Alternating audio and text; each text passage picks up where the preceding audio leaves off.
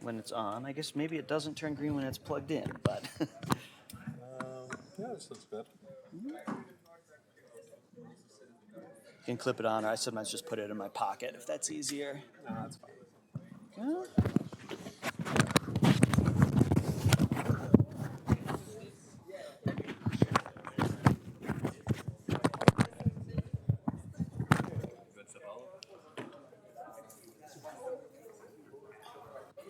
You haven't decided yet.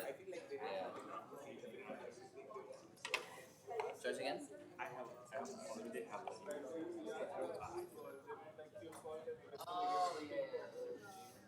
So just a reminder, the talks are 75 minutes, so you'll go from 9 to 10:15. Then we'll have a half hour. Yeah, it's very modest.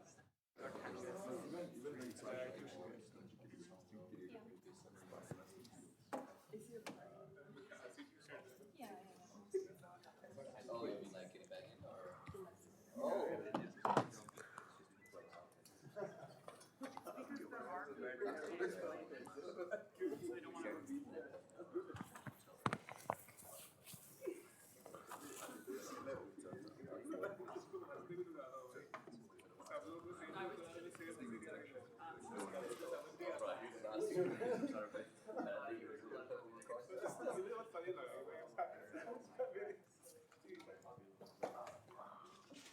In Madrid. Or 2 years ago when Since Sasha couldn't make it, I'll just give you a quick introduction before we start. Oh, great. Yeah. Oh, was Sasha the chair? Well, Sasha is One of the organizers. so you- Right. Oh, I see. There's an organizer each week that comes. Is that To the first order, that's true. first There's order? 3 organizers in 4 weeks. So, Right. yeah. Who's gonna be here next week? I'm trying to remember if so Clay was here last week, and then David Polland is going to be here. I'm trying to remember if he's here for 2 weeks or just the last one. Got it. So it may be just me. Got it.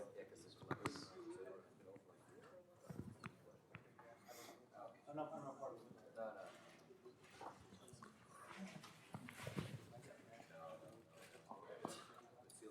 Maybe I'll do a quick intro and then I'll turn it over to you. Sounds great. All right, good morning, everybody. Let's get started for the second week of TASI. Here we are back again. I hope everyone had a enjoyable, stimulating, and/or restful weekend. So just to let you know before we get started, unfortunately, one of our lecturers and one of the scientific organizers, Sasha Zhibudov, is unable to make it in person. He's supposed to lecture this afternoon. He will lecture this afternoon, but we're going to do it virtually over Zoom. So still come here, and we will have him up on the screen. It's an unfortunate situation, but it's the best we could do. So we all miss Sasha. He's one of the organizers who planned the whole thing, and we wish he could be here. So that said, I'd like to turn it over to our first of our... We found a gas card at the cafeteria, so check your pockets. I gotta put it here.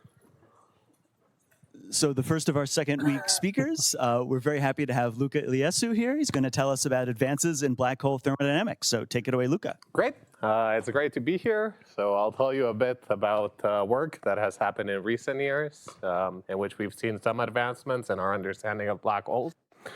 And specifically in recent years, we understood pretty well from just from semi-classical gravity why black holes are equivalent to ordinary quantum systems. And of course, this is something that has been predicted for a long time from holography. But I think we understand this much better now. And specifically, what I'll try to address during these 4 lectures is if black holes are equivalent to ordinary quantum systems, how can we understand quantum effects in black holes?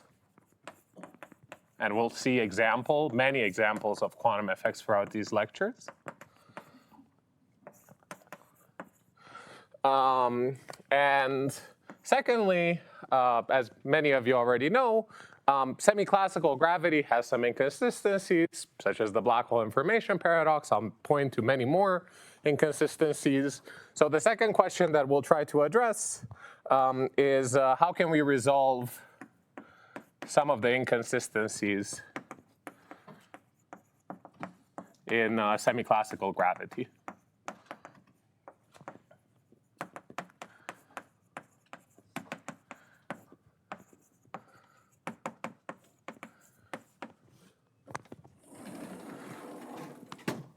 So a rough outline of the lectures is as follows. Point 0 is that we'll start with a basic review of black hole thermodynamics, which basically will take us up to, let's say, the 70s or 80s.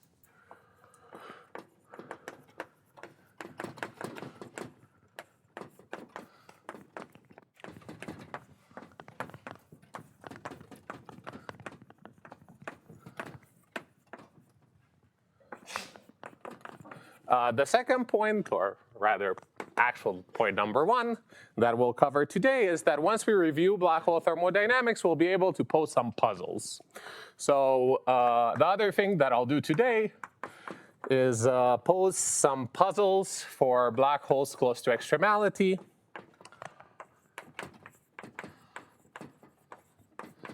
Relatedly, point some problems with about the ADS-CFT duality if we focus on a 2-dimensional bulk and a 1-dimensional boundary.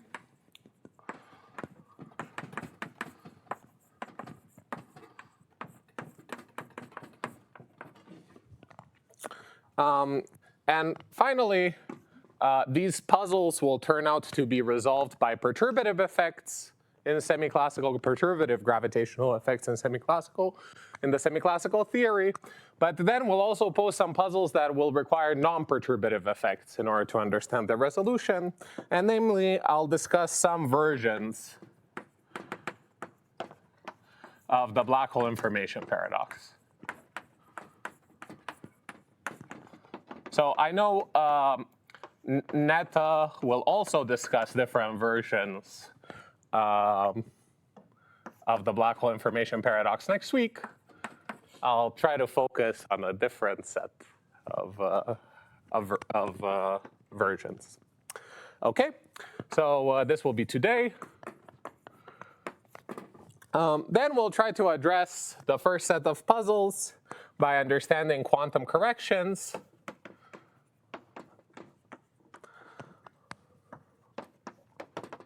For the thermodynamics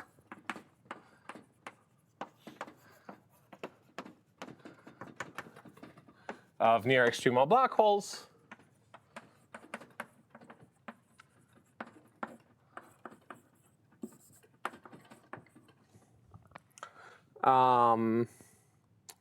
And here, the star of the show will be an EFT called JT gravity.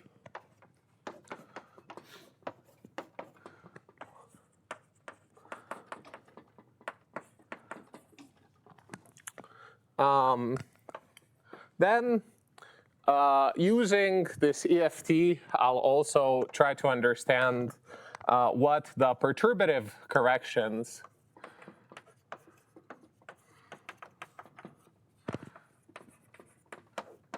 in G Newton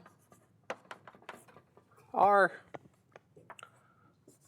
for correlation functions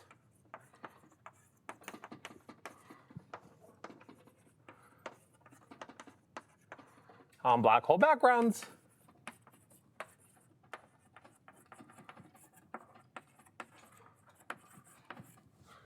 And finally, while for points 2 and 3, this effective field theory that we'll discuss can actually give us useful information for black holes that we might encounter in our own universe, or at least in a universe close to ours. Point 4 will be slightly more speculative, and we'll try to relate the non-perturbative corrections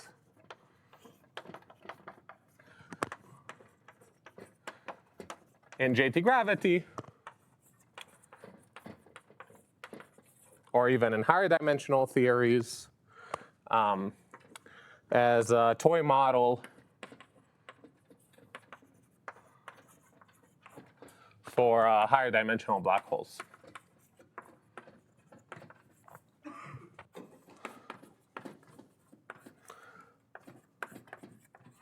And in particular, we'll discuss how these non-perturbative corrections are required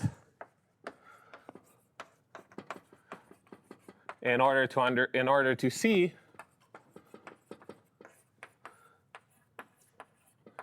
that black holes have a discrete Hilbert space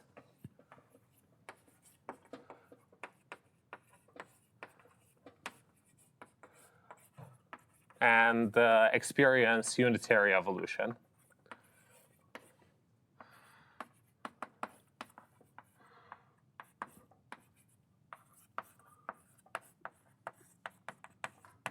Okay, so this is the plan.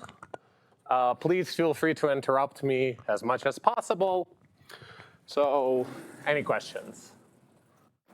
Great. So we'll start. Yeah. So the toy models we'll be discussing is just for the sake of simplicity, and there are actual higher dimensional black hole calculations that have. So for point 2 and 3, it turns out that this effective field theory that we'll be discussing is the effective field theory for higher dimensional black holes. So you could view points 2 and 3 as an EFT for higher D black holes, either in flat space or in ADS. It doesn't really matter. It's very universal. Now, point 4 is a toy model where we could actually understand non-perturbative effects exactly. And in this toy model, we'll be able to see that these non-perturbative effects are required in order to see black hole discreteness and unitary evolution for black holes. And these non-perturbative effects that we'll see in JT gravity have been somewhat generalized in higher dimensions, but to some degree, they're still largely unknown. Even understanding the meaning of these non-perturbative corrections is somewhat unclear in higher dimensions. But we'll discuss that in detail. OK, so let's start with a review of black hole thermodynamics.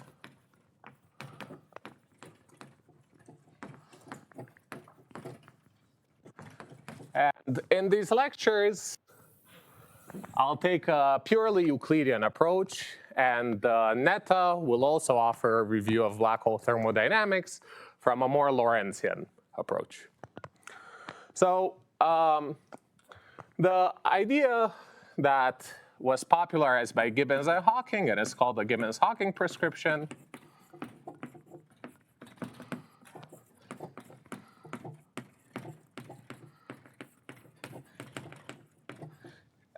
is that we could use the gravitational path integral, which is just a path integral over the metric in addition to the standard matter fields that we encounter in a standard path integral, in order to compute a lot of properties related to black hole thermodynamics. So let's see how this Gibbons-Hawking prescription works. So for that, let's try to just generalize what we already know about path integrals. So in Euclidean signatures, path integrals, let's say in quantum field theory, typically compute a partition function. So we're computing a partition function.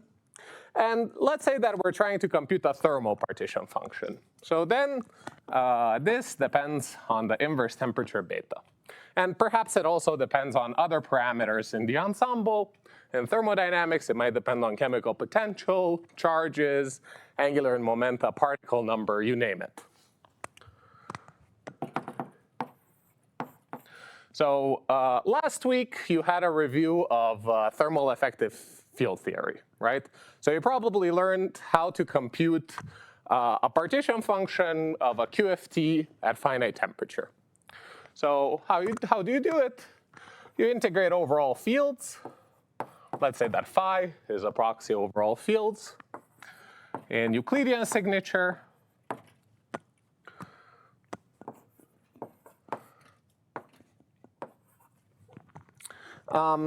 And what are what is the type of geometry that we integrate over if we just have a QFT? If we're interested in a QFT at finite temperature, then we put this, we do the path integral on some manifold M that represents the spatial slices of the QFT times S1. So we have some manifold M times S1. And the radius of this S1 is just given by the inverse temperature at which we're interested to inputting the system at. So beta. So sorry, the diameter of the perimeter of the circle is beta.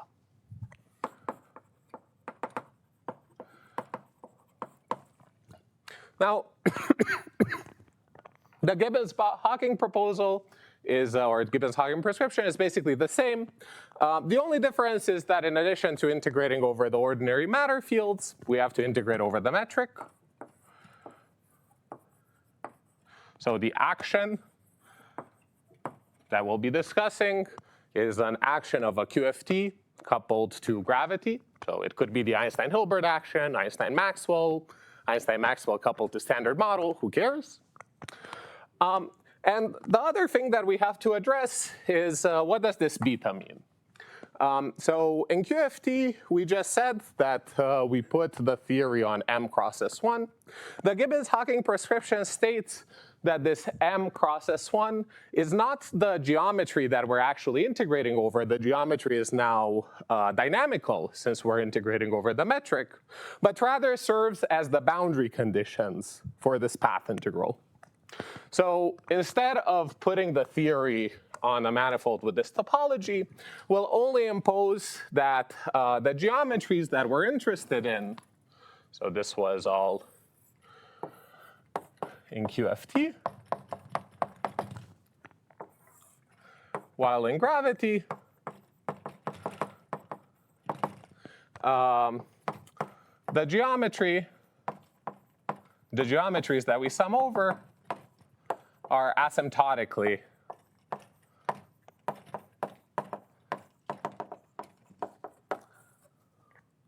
S1 cross M d minus 1.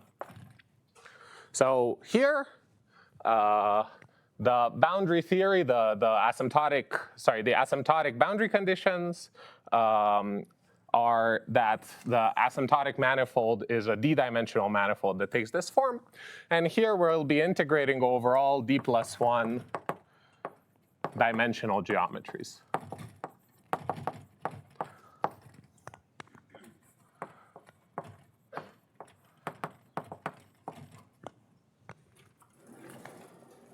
And again, beta appears as the perimeter of the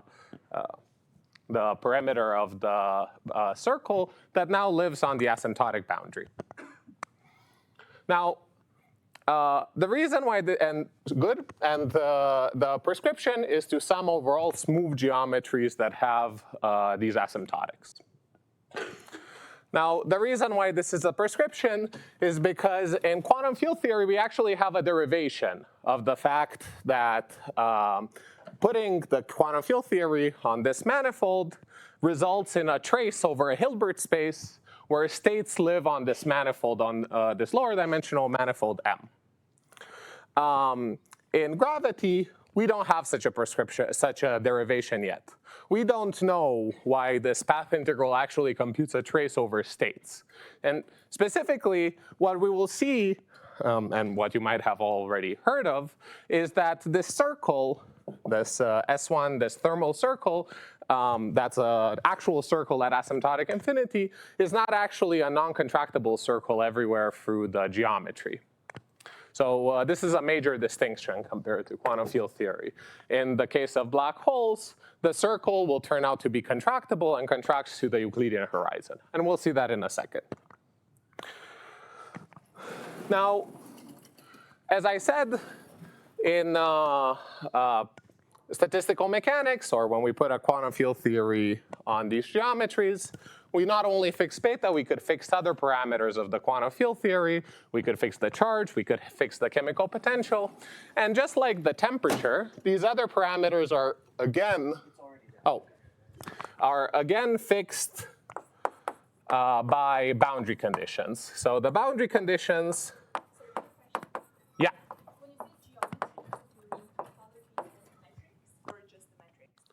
I mean topologies.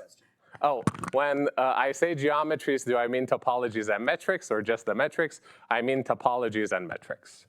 Yeah, so all smooth geometries that have these boundary conditions. Yes? You were saying it's supposed to be smooth, but like, why? Because it's a bucket that goes out with respect to Right. You were saying that the geometry is supposed to be smooth. I think that's what you mentioned. Yeah, I'm just repeating. I'm just repeating the question. You were saying that M is supposed to be smooth. Why did you say that, right? That was the question. Great. Well, in principle, you could also sum over geometries that are not smooth, that have conical singularities or other types of singularities in Euclidean signature. And the question is, how are they weighted by this Euclidean action? Are they very much suppressed or no? And typically what happens, especially if we include higher derivative corrections, is geometries that have singularities, such as conical singularities, will be very much suppressed, infinitely suppressed in the path integral. So it's the same as in quantum field theory, if we just have, let's say, an ordinary free scalar. We, in principle, sum over configurations that are in which that scalar also has singularities, right, in which the function phi is not smooth. But we have to decide how they're counted in this path integral depending on the weight of the Euclidean action. Now, if the kinetic term is divergent because of that singularity, that would make the Euclidean action infinitely suppressed, and those configurations don't contribute. Of course, it's quite subtle to decide whether something is infinitely suppressed or not, but that's kind of the principle. There was another question.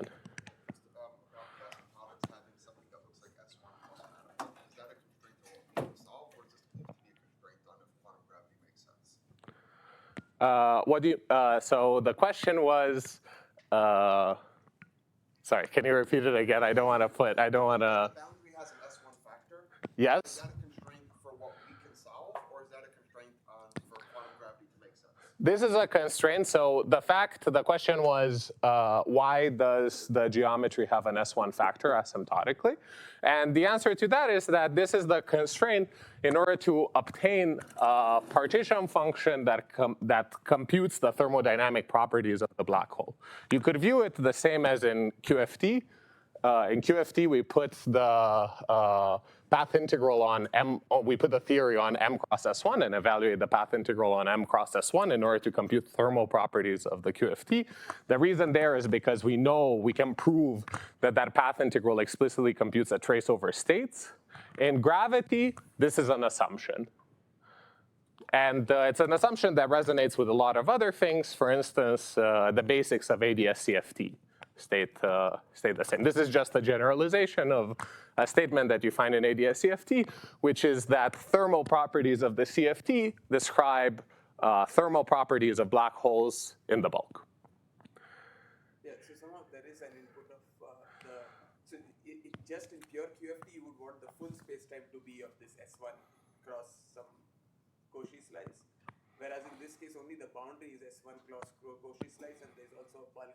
Yes, exactly. So it's the difference here is that the topology of the manifold, of the entire manifold, first of all, here, as I said, we're discussing d+1 dimensional geometries, while the boundary is d-dimensional, right? Good. So the topology of this manifold might not have anything to do with the topology of the bulk.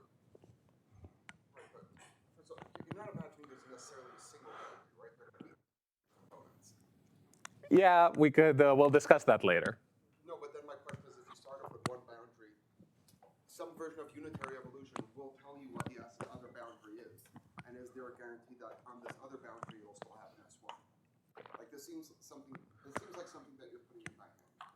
So again, it's a prescription. I didn't quite understand the relation between unitary evolution in one boundary and unitary evolution in other boundaries. We'll see that when we have multiple boundaries, we can independently put boundary conditions on each one of those boundaries and look at different unitary evolutions on one boundary and on the other boundary and interpret that as capturing the statistics of unitary evolution. Yeah, but as I said, this is a prescription. There was one more. Okay, go ahead. 2 more questions. You say we sum over p plus 1 dimensional geometries, but you say the geometry is d-dimensional asymptotically? Yes. Like you could imagine you have some cutoff where you impose that you fix the induced metric on the boundary. The surface on which you fix that induced metric is a d-dimensional manifold. Yes? No worries, this is good. This is the purpose of these lectures. You said that we could derive like this S1 prescription QFD, which is true. Yeah. I guess this is kind of out there, but should we like demand in the complete theory of quantum gravity that you can like derive the Gibbons-Hawking prescription? Like, is this even a sensible question? Like, what does string theory in some sense predict that Z is computed by fixing the asymptotic? Perhaps, but the other problem in a full theory of quantum gravity, and the problem that we'll encounter here as well, is that this path integral doesn't quite rigorously make sense. So this prescription is a prescription of the level of the gravitational path integral. You could perhaps generalize it to a prescription in string theory, and there try to prove things there. Yeah. When you say asymptotically S1, are you also restricting the follow-up behavior of T total? For example, if T total is 1 bar square, is it okay? I mean, for higher D, for example, equal to 10. D equal to 10, 1 over squared. Yeah, I believe it's okay. Yeah. So Yeah, the question is, what is the proper length of this boundary? So it's not necessary that G total decays as 1 plus 1 over R to the D minus 3. Well, when you say R, you're talking about a certain coordinate system. So, Well, yeah, but it's, the notion of a radial coordinate depends on your choice of coordinate system. I can redefine what R is, and that would change G tau tau. Now, for instance, in ADS CFT, what turns out to be important, because CFTs don't have a scale, is the ratio between the size of this M, the scale of this M, and the scale of this S1 beta. So, you might have some factor in front of some radial dependence in front of G tau tau. But what you should really think is what is, well, in the context of ADS CFT, you should really think of the ratio between these two. Yeah. Okay. So the boundary conditions for other fields set what the other dots are. So let's see some examples. So let's say that I have gauge fields in the bulk. As you properly know, gauge fields have gauge charges associated to them that could be measured at asymptotic infinity. So for instance, if you fix the field strength of this gauge field at the boundary, then you can fix the charge of the black hole.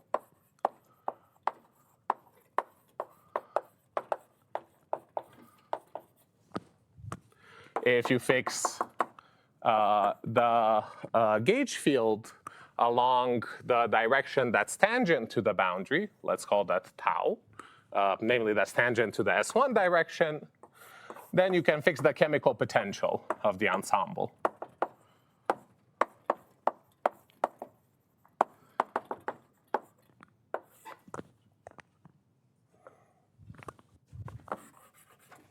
And we'll discuss this in a little bit more detail after. Similarly, you might be interested in systems that have a non-trivial angular velocity or angular momentum, right?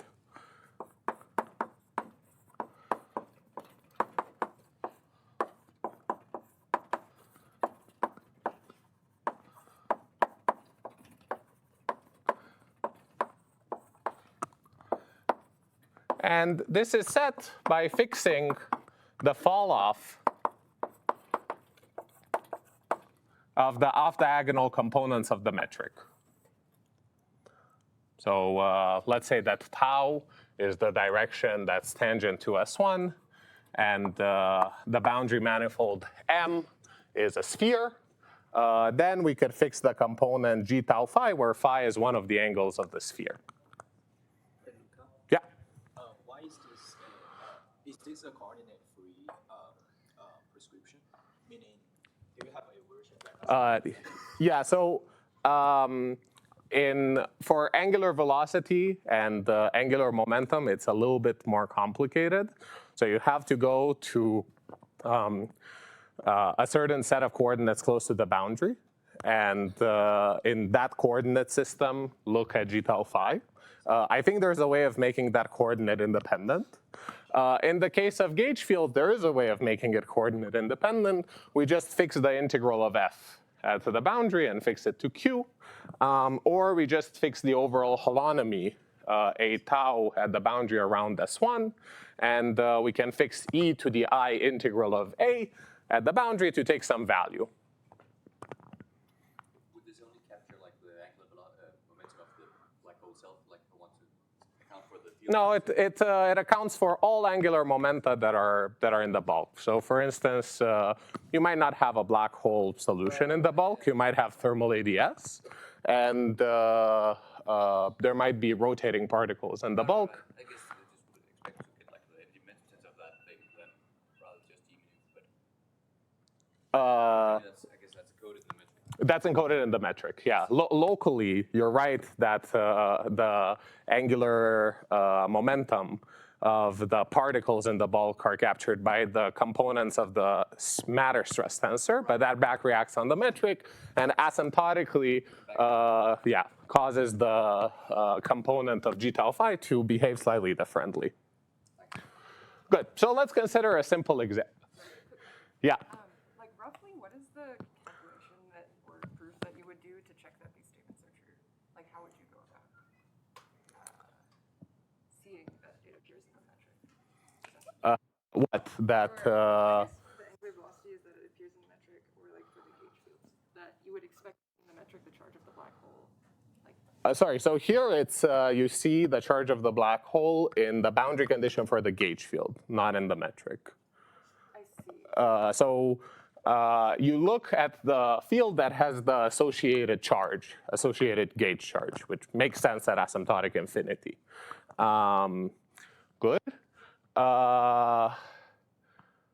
Good. It's basically like a Gauss law computation. Right, but yeah, like here, if we fix the integral of f at the boundary, we clearly have some gauge charge in the bulk. So we're clearly studying an ensemble that has a charge.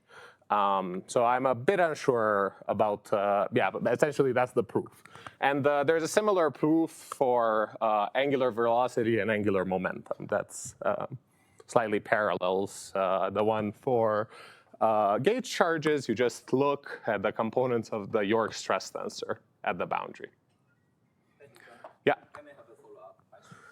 So in the prescription, we are dictated to some over the bulk geometries with these fixed boundary conditions. So I'm not quite sure why fixing the boundary condition of the field strength corresponds to fix the charge of black hole. It corresponds to fixing the charge in the system, in the bulk. It could also be a charge of some star. Yes. If there's a geometry that is a star that contributes to this quantity, great. We should, in principle, sum over it. Okay. Yeah.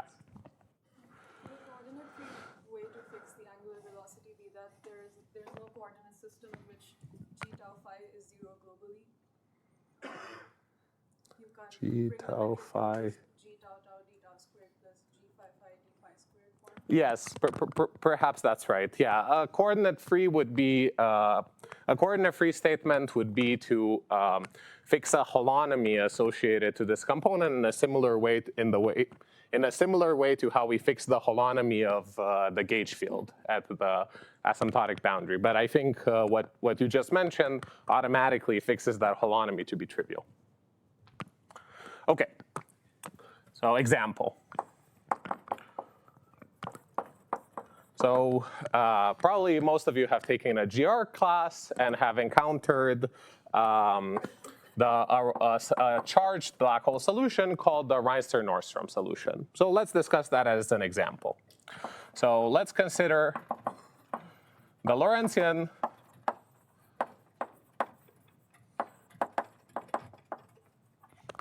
Reinster-Nordström solution.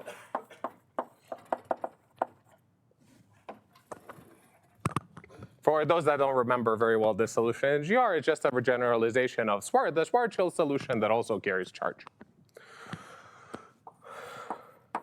So let's write the metric. Lorentzian signature, this is the metric. It just follows from solving the Einstein-Maxwell equations.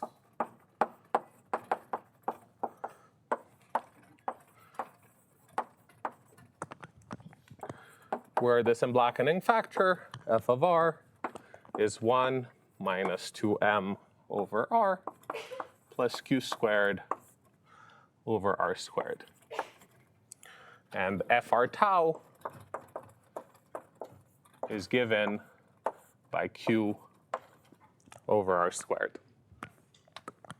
So m here is identified as the ADM mass of the solution, and q from here, you could see that integral of f at the boundary is equal to q, right? It's just standard Gauss's law. So q is just the charge of the black hole. Oh.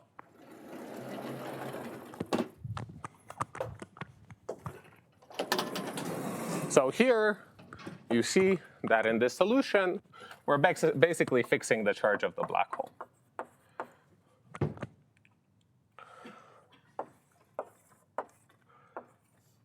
Where we're integrating over a sphere at infinity. Now, of course, this is true everywhere, but what we really care about are the boundary conditions at infinity. So this solution, as many of you know, has two horizons.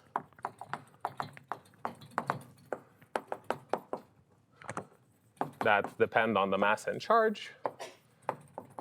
And you can obtain these by solving for the zeros of f of r.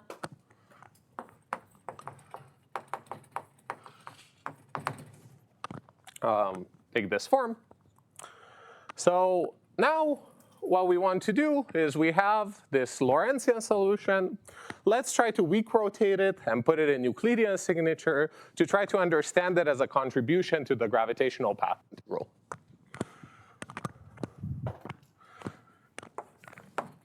Yeah?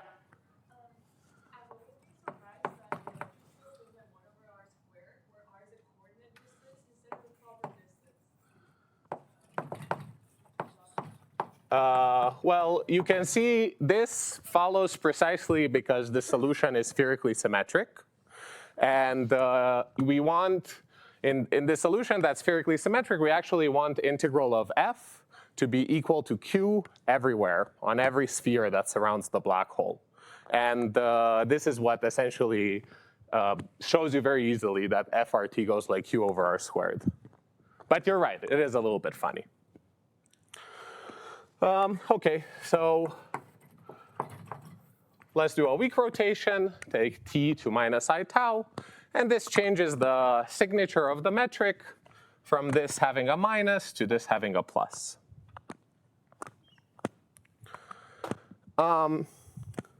So now we want to make sure, if we want to understand what the possible contribution of these types of solutions is to a path integral, we want to make sure that the metric is smooth. as I said, in order to make sure that the Euclidean action doesn't have a divergent that might appear at some point in the space-time. Namely, that the solution is a solution of Einstein-Maxwell's equations really everywhere. So here, it's clear that the metric is smooth everywhere, with one possible exception, right? Namely, the possible exceptions are where the metric is ill-defined or the coordinate system is ill-defined.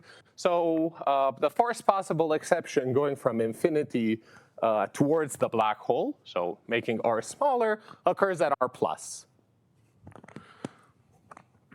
So we want to make sure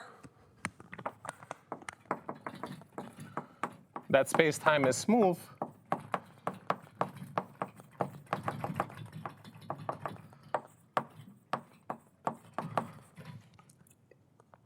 where f of r is 0, and the first location where this occurs from infinity moving inwards is r plus.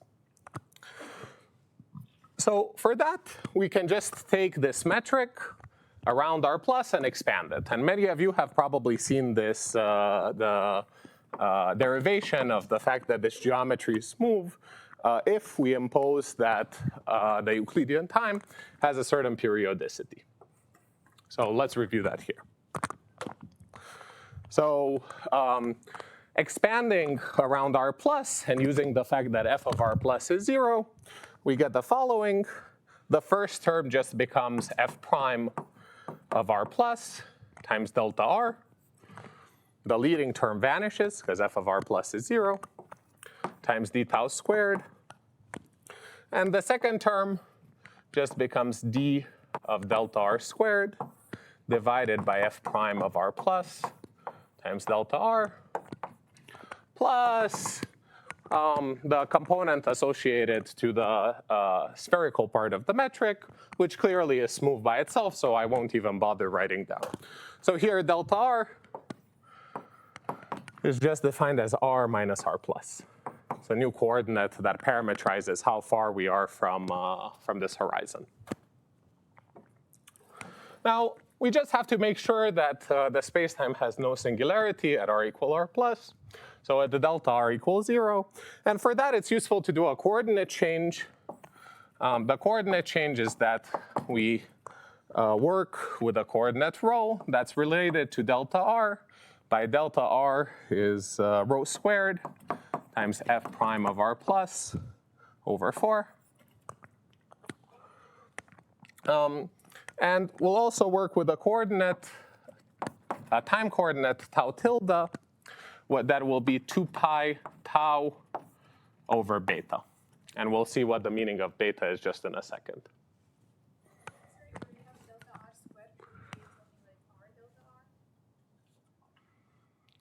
Here? Yeah, because it's the r squared when you expand your r. So it's dr squared. I just plug in what delta r is. It's r minus r plus. D delta r is the same as dr. Oh, sorry. This is dr squared. So over there, it's parentheses d delta r squared. D delta r is dr. The parentheses is outside the d. Sorry. Yes. Okay. Great. Thank you. It looked, I put a parenthesis here because it looks weird to act with d on the delta. So sorry about that. Great, so let's do this coordinate change. Here, in the red signal for like the f where at r plus, that's a coordinate singularity, right? Yeah. So, but like in this case, so in principle, there's no singularity there. Yeah, exactly. But in Euclidean, that becomes a conical difference. Yeah, so we want to make sure that the metric is smooth. We'll try to see when the metric is smooth and when it isn't. That's the logic. Right, so expanding this metric, ds squared, if you plug in this and this, I'll let you guys do it at home on your own time. It becomes ds squared becomes beta squared f prime of r plus squared over 16 pi squared times rho squared d tau tilde squared plus d rho squared plus dot, the spherical part of the metric. Now, you kind of see what the purpose of this coordinate change was. It was to put this part of the metric in a much simpler form. Now it just looks like delta rho squared. And this part is rho squared delta t squared. So together, this part of the metric looks pretty much like polar coordinate parametrization in 2D flat space. And this makes sense. We zoomed a lot on the horizon. We can't really tell the curvature scale of the space-time around the horizon. But in principle, whenever we have polar coordinates, the coordinate system is still ill-defined at rho equals 0. So we need to make sure that the space-time is smooth. And the way to do that is to see that this coordinate tau tilde has the right periodic identification. Otherwise, as you guys already kind of alluded to, you end up with a conical singularity. So if we want a smooth space-time, and we follow the standard periodic identification in polar coordinates, in which tau tilde is proportional to tau tilde plus 2 pi. Then we want this factor beta over f prime of r plus over 4 pi to be equal to 1. This is the case in which we end up with the standard polar coordinates in which there's no conical singularity. So from this, we find that beta is 4 pi over f prime of r plus. But what was beta? Let's track it back through the coordinate changes. Well, we introduced beta here when we did a coordinate change from tau to tau tilde. And the purpose of that was such that in these tau tilde coordinates, I just have the standard identification with tau tilde identified with tau tilde plus 2 pi. That's standard in polar coordinates. So given that tau tilde has period 2 pi, it implies that tau has period beta. So if tau tilde is identified as tau tilde plus 2 pi, then tau has period beta. So it means that at the asymptotic boundary, in this case I'm working in flat space, so I can look at the proper length of d tau at some location far away from the black hole. Far away from the black hole, this factor f of r is equal to 1, right? I'm taking r going to infinity. So the proper length of the time circle at asymptotic infinity is beta, using that identification. So beta is precisely the inverse temperature at which I'm evaluating my partition function. So this condition implies that in order for the space-time to be smooth, I have to fix beta as a function of the properties of the black hole, namely as a function of whatever appears in f of r, the mass, and the charge. So T, temperature, equal T, equal to f prime of r plus over 4 pi, in order for us not to have a conical singularity. Let me pull this down still. OK. So let's write what T is for this metric. We can just evaluate what f prime of r is.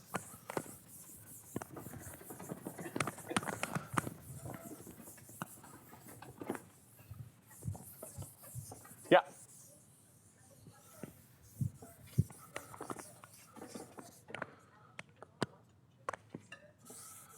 Sorry, if you fix M and Q. Yeah.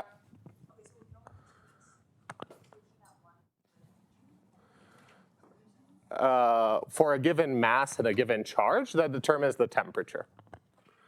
It depends exactly on the solutions, depending on, there might be multiple solutions for a given temperature in terms of masses. This is what happens in ADS, but for instance here in flat space, given a mass and given a charge, you're determining the temperature of the black hole.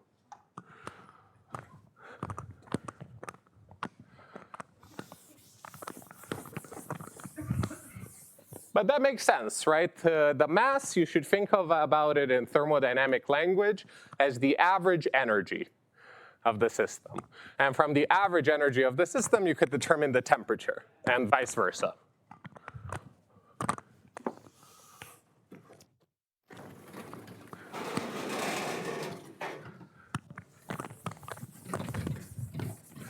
Okay, great.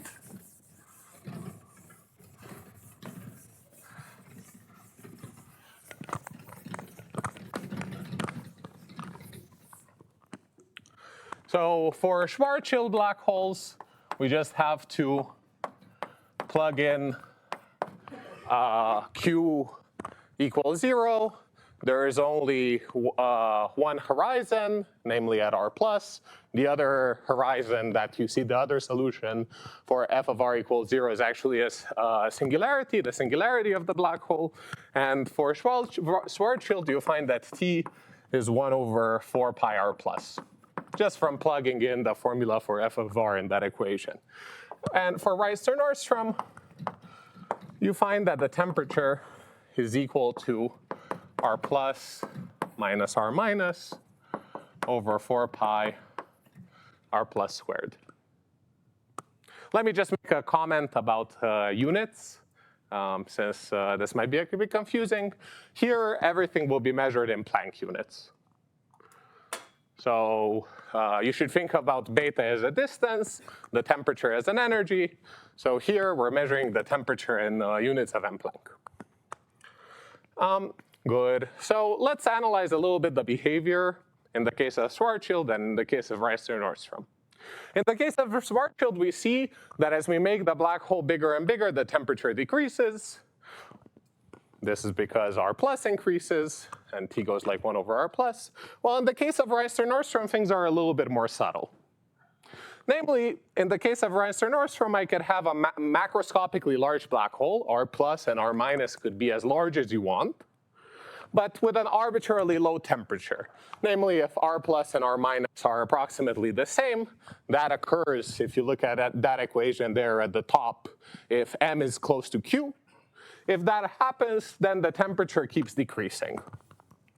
So in the case of Reister-Nordström, we see that as R plus goes to R minus, M goes to Q, and T goes to 0. And this limit is called the near extremal limit. And it's a limit that we'll study very much throughout these lectures. The reason why it's interesting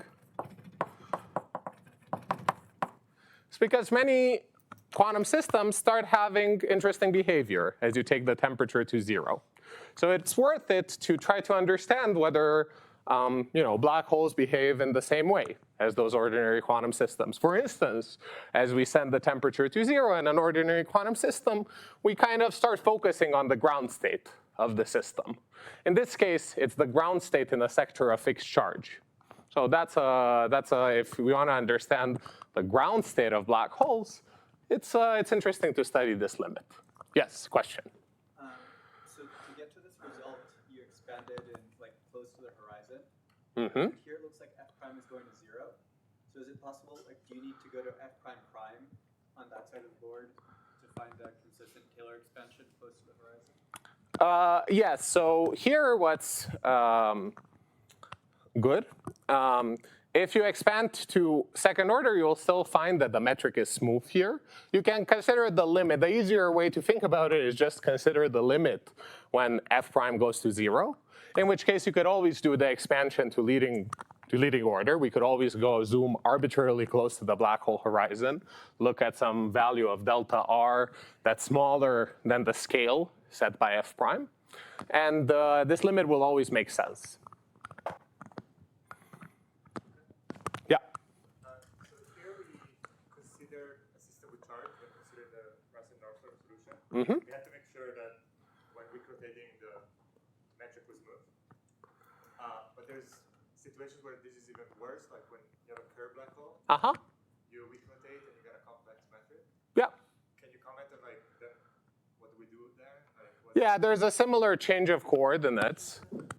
Yes. So the question is, well, first there was a comment that I did this in Rhinestone-Nordstrom black holes that have charge, where things are easier because the solution is spherically symmetric. While in the case of Kerr black holes or Kerr-Newman black holes, the metric is complex when you weak rotate it. And the question was, what happens when you zoom close to the horizon? How do you make sure that the metric is smooth?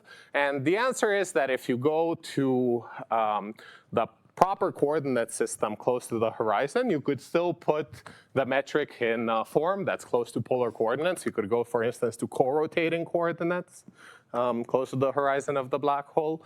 And the metric takes the same form. And in order to ensure that there's no conical singularity, that again fixes beta. So it's a slightly more complicated procedure, but very similar. And people have done it in the past. OK. So now we have this solution in Euclidean signature. We imagine that it contributes to this Euclidean path integral and that it computes an actual partition function. How do we actually use this solution to compute a partition function? Well, the reason why this solution is of any use at all is because we can do a saddle point approximation for this path integral.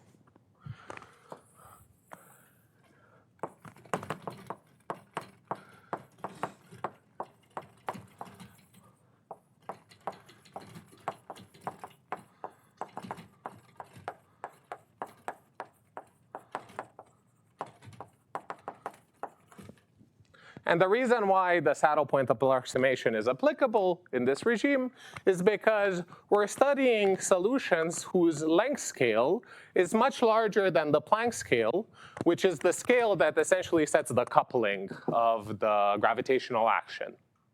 So in that regime, namely in the regime where we effectively send g Newton to 0, the gravitational action has a factor of 1 over g Newton sitting out front. So the actions of different geometries is weighed by these very large number. And the saddle point approximation just tells you that the path integral is well approximated by the extremum, by plugging in the extremum of that action. The extremum of that action is just set by solving the equation of motion of this action. The solution to the equation of motion is exactly the solution we wrote down. OK. So to compute the partition function, we therefore have to take this solution and plug back this solution into the action to find the on-shell action.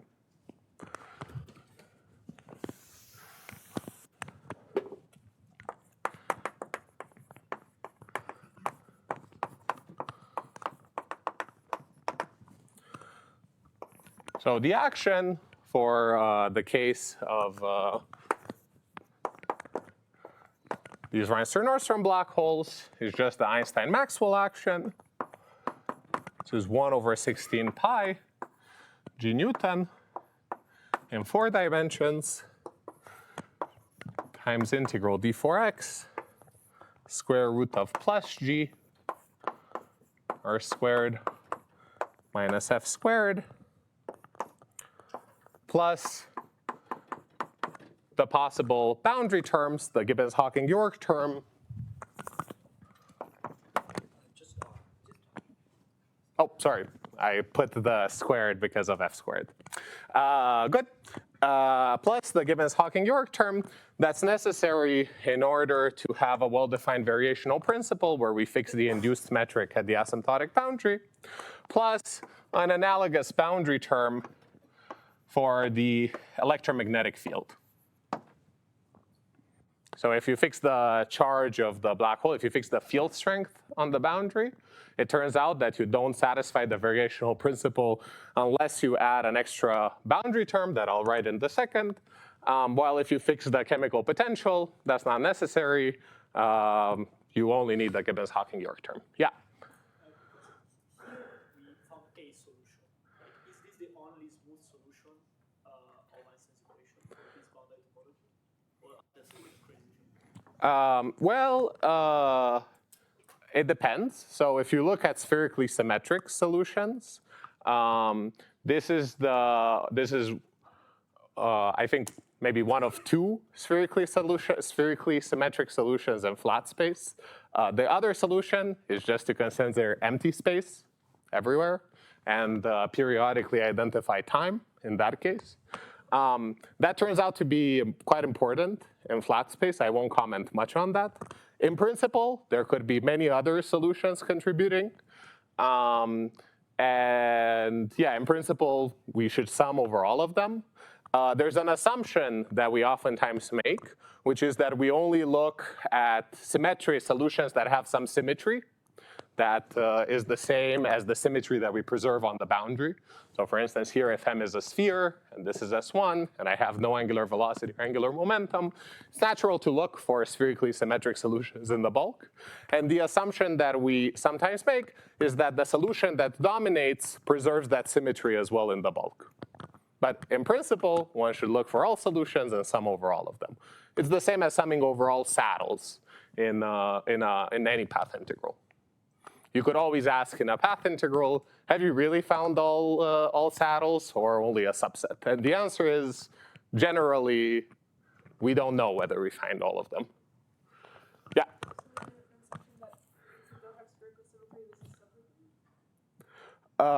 No, if you don't have spherical symmetry, well, you need to rederive you need to rederive the solution.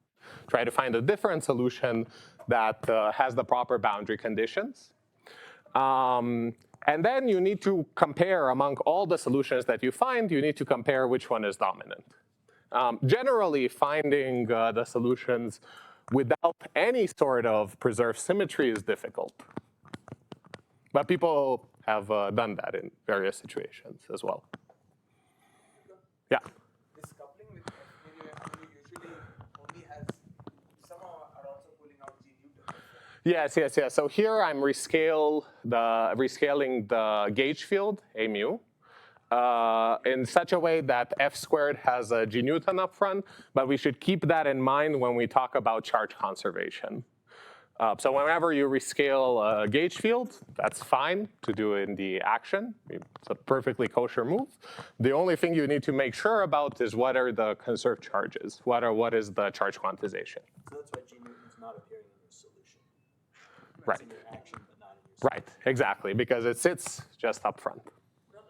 It would appear effectively through Q, over what Q is, if you try to see what Q is in terms of an integer quantized charge. So this Q. That's true. That's true. I guess really M and Q have factors of G Newton. Right. It depends what you call the ADM mass as well. If you want the mass to have the proper units of energy, then indeed a factor of G Newton needs to appear. Yeah. But if you just write down a generic solution without interpreting M and Q as just some parameters of the metric, G Newton does not appear. That's the sense in which Oliver said that G Newton doesn't appear.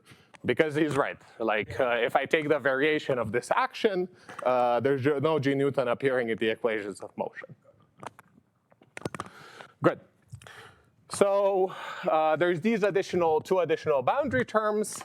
The big Gibbons-Hawking-York term is necessary in order for the variational principle to be well defined, and is 1 over 8 pi G Newton integral square root of h times k.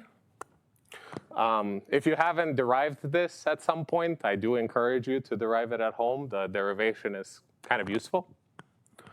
And similarly, you could actually start as an exercise before deriving the Gibbs-Hawking-York term, you could try to derive the electromagnetic boundary term when fixing the field strength at the asymptotic boundary instead of the chemical potential to show that this electromagnetic boundary term is minus 1 over e squared, or in this convention, e squared is, again, just 8 pi g Newton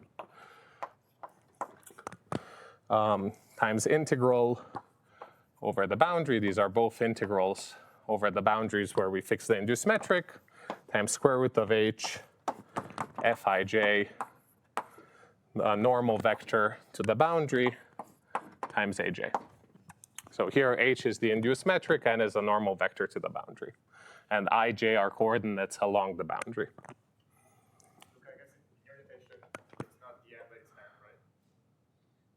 Because n was the minus 1 dimensional asymptotic boundary. Sorry, can you repeat one more time the question? Just to clarify, like in your notation, n was already the minus 1 dimensional asymptotic spatial boundary. Oh, yes. In this notation, yes, it's MD. It's M cross S1 beta.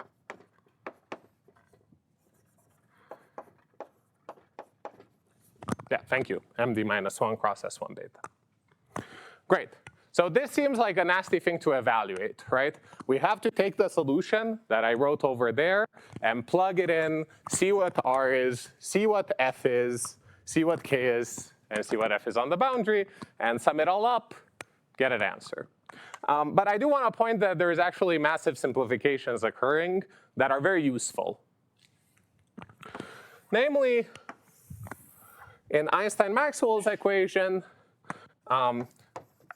using Einstein's equation with the stress tensor of electromagnetism, one can take the trace of that equation to find that everywhere the scalar Ricci curvature is actually 0.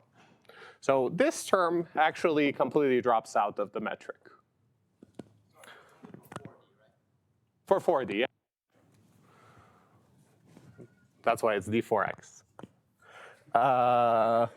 The second thing that you can use is Maxwell's equation itself, namely that d mu f mu nu is equal to 0. You can use this by integrating f by parts. If you integrate f by parts, we end up with a term in the bulk that precisely has d mu f mu nu. So then the bulk term, after you do this integration by parts, precisely vanishes. And if you actually track what happens when you do that integral by parts, it turns out that you have a boundary term. And that boundary term is precisely the same boundary term that's necessary in order for the variational principle to be well defined. So what changes if you do this integral by parts is that this coefficient that was 1 here just becomes 2. So surprisingly, this nasty computation just boils down to evaluating the extrinsic curvature at the asymptotic boundary and evaluating the field strength at the asymptotic boundary. And both of those are kind of easy, right? We could just take this f of r and this f and this field strength and evaluate them at r going to infinity. Yeah. This one? I think it's covariant, you're right. Good, yeah, because I want to do an actual integral by parts.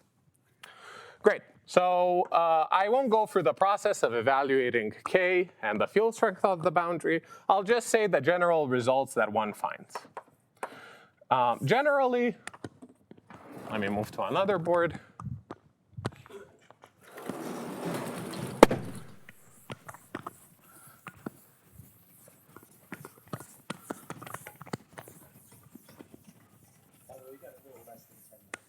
Great.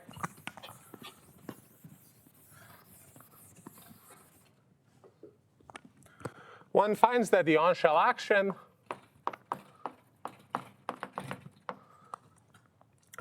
takes the following form.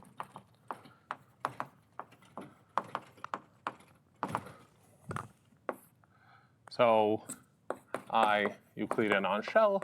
The on-shell action to leading order is the same as the log of z, or minus the log of z.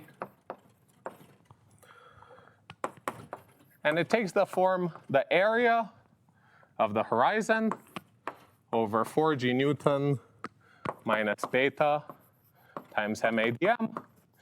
And depending on the ensemble that we work in, when we fix the charge, there's no additional terms. But when we fix the chemical potential, there's additional terms that might look like beta times mu times q. And the fact that we get the area of the horizon by evaluating these two boundary terms is slightly mysterious. But there's several derivations of it. I won't go through it today. So let's take this formula. And again, since we're interested, we just established that the near extremal limit of black holes might be somewhat interesting in order to study quantum effects in black hole backgrounds. Let's take this formula and see what happens close to extremality. And the advantage of doing that is that it's also an example of a case when the expression for the on-shell action somewhat simplifies. So instead of writing the on-shell action, from now I'll just write what log z is. Oh, there's an overall minus sign here.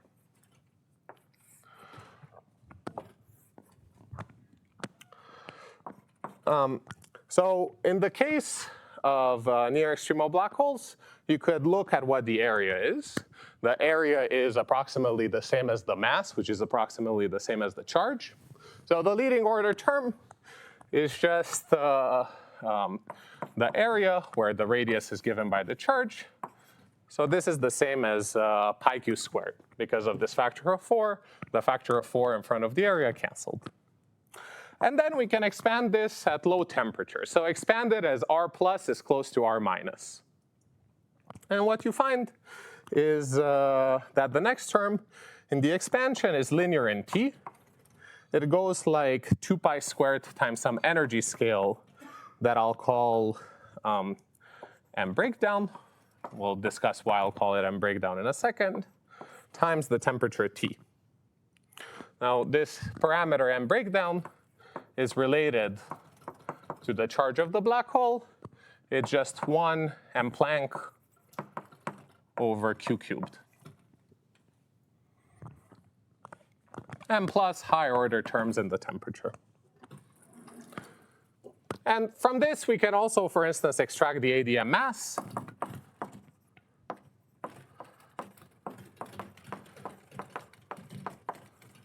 And make sure that this formula is consistent. So the ADM mass of the black hole from this formula, by using that mass is minus d beta log z, is just q plus 2 pi squared t squared over M breakdown. Now, as a sanity check, we just derive from this that at leading order, the mass is equal to the charge, which is precisely what we see in the extremal limit where we send the mass equal to the charge. So it all makes sense. But this expression is also just got from the relationship you have over there, right? Or Yeah, exactly. Yeah. but it's consistent. But it's consistent. That's the point.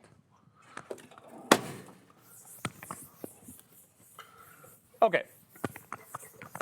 So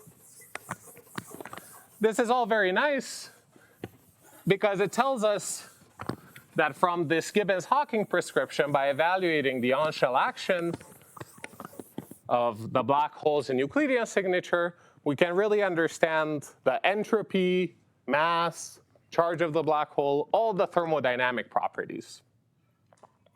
And in principle, how we should think about these properties, in particular how we should think about the entropy,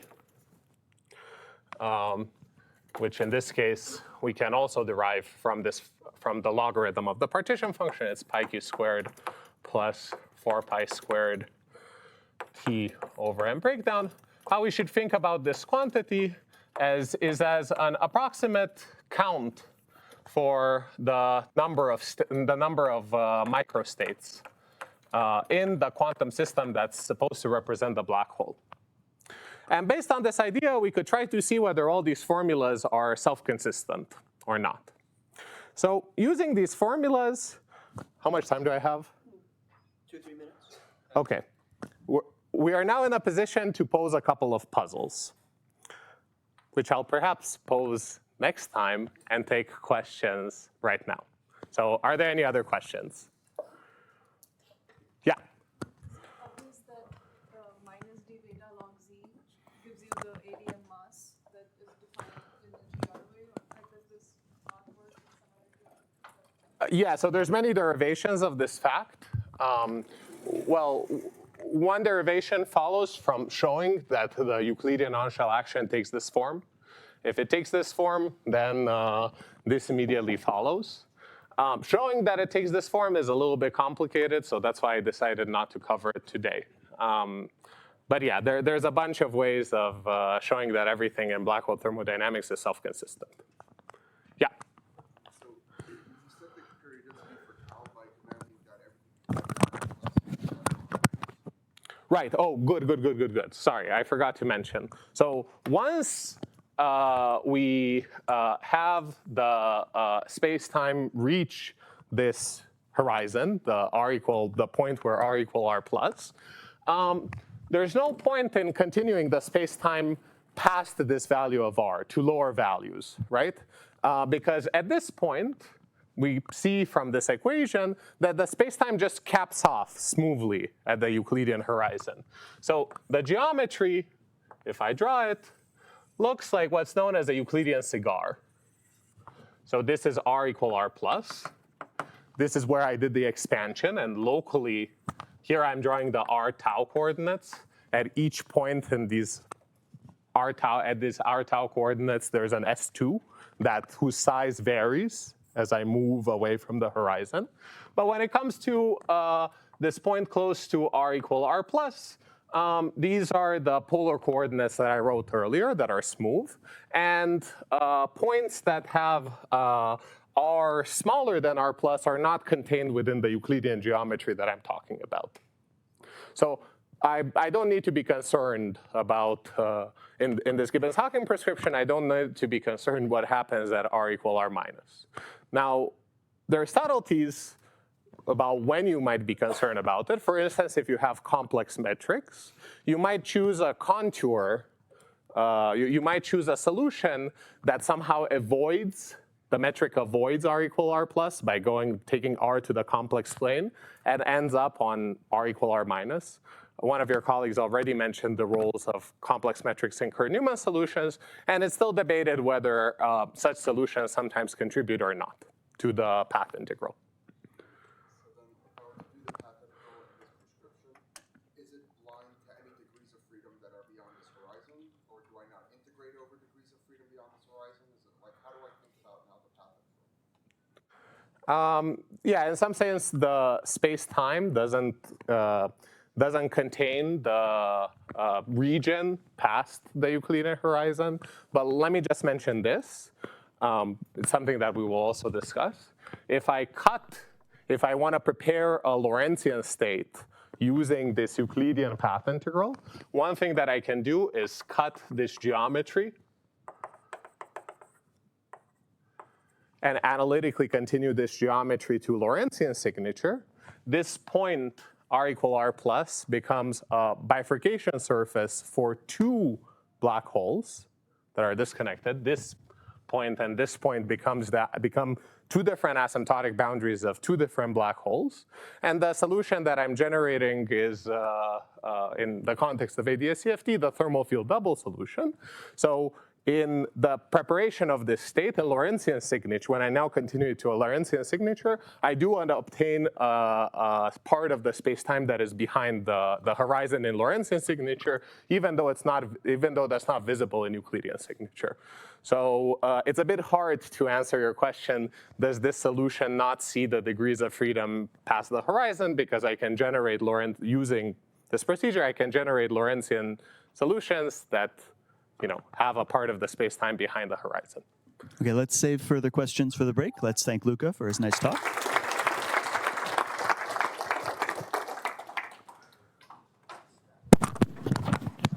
Thanks.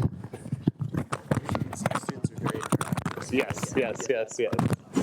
A bit slower than I expected, but